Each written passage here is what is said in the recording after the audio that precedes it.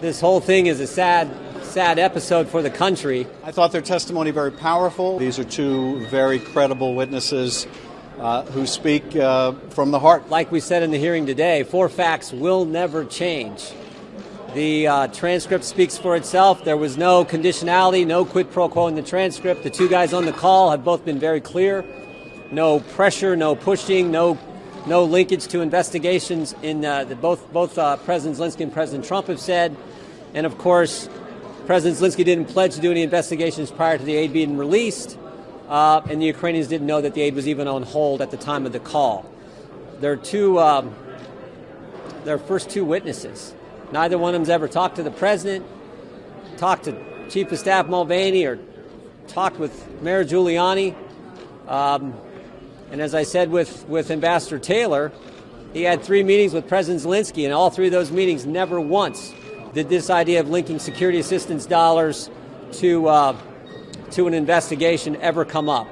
And of course, we know what President Zelensky said: no pledge, no promise, no starting of any investigations prior to the aid being released. So, again, I think this is a sad chapter for the country, but frankly, a good day for the facts and a good day for the President of the United States. The portrait that I think their testimony paints is one of an irregular channel that ran from the President through Mick Mulvaney, Ambassador Sondland, Ambassador Volker, on down to Rudy Giuliani, in which the President sought to advance his political and personal interests at the expense of United States national security. And the President did that by pressing this vulnerable ally to get involved in the next presidential election in a way that the President thought would advance his re-election prospects. Did so by inviting Zelensky to do these political investigations, and more than that, did so by conditioning a White House meeting as well as ultimately hundreds of millions of dollars in military aid needed by this ally. Well, we don't expect the facts are largely going to be contested. There wasn't much of an effort by the Republicans today to contest these facts.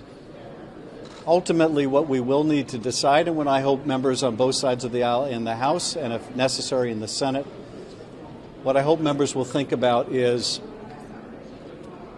what do these facts mean for the future of our country? What do these facts mean in terms of what Americans should expect from a President of the United States? Are we prepared to say that asking a foreign nation now to intervene in our elections is something that is a perk of the office of the presidency? Are we prepared to say that conditioning taxpayer-funded military assistance to an ally that is fighting a fight in which we have a deep stake is also now a perk of the office of the presidency? Are we now going to say that other official acts can be conditioned on another country giving something of value to the President of the United States?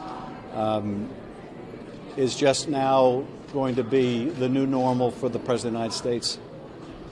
I don't think we can allow that to be the new normal, acceptable in any way, shape, or form, or it will not only permit this president to seek other ways to bring about interference in our election, but it will invite future presidents to do the same.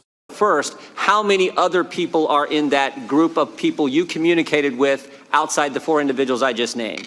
Yes, Mr. Jordan, on call readout, certainly after the first call, there were probably a half a dozen or more people that I read out. Those are people with the proper clearance and the need to know.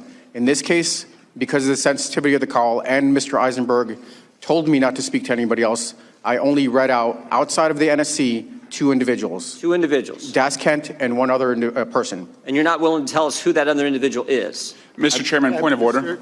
Mr. Chairman. Mr. Chairman, point of order. The gentleman will suspend. Counsel. Mr. Chairman, I would ask you to enforce the rule with regard to disclosure with regard to the intelligence office. Thank you, counsel. You know, as I indicated before, this committee will not be used to out the whistleblower. That same Mr. Chairman, necessity can you first stop the time so I don't lose the time? Will persist. You are recognized again, Mr. Jordan. Mr. Chairman, I don't see how this is outing the whistleblower. The witness has testified in his deposition that he doesn't know who the whistleblower is. You have said even though no one believes you. You have said you don't know who the whistleblower is. So how is this outing the whistleblower to find out who this individual is?